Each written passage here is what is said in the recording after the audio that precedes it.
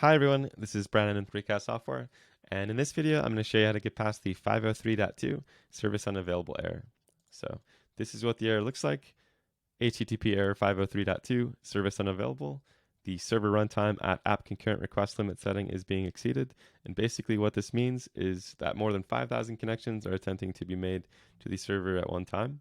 The default maximum for IIS is 5,000. So you'd experience this issue if you have a recast management server and you've deployed more than 5,000 recast agents. And the way that we overcome this is very simple.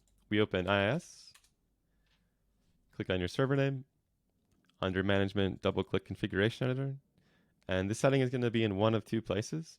It's either going to be in system.webserver server runtime or system.web HTTP runtime. And in my environment, it's going to be under system.webserver server runtime.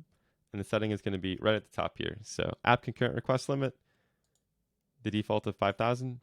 And what you set it to is going to depend a bit on your environment and how many agents you deploy. We always recommend giving yourself a little bit of buffer. So for example, if I'm deploying 8,000 agents in my environment, I would give myself a maximum of say 10,000, just so I can deploy more agents in the future and not really worry about it if needed. So after you change that setting, all you need to do is click apply. And then for good measure, I like to go to the app pool, recast management server, recycle the app pool, drop down sites, recast management server, and then restart the recast management server.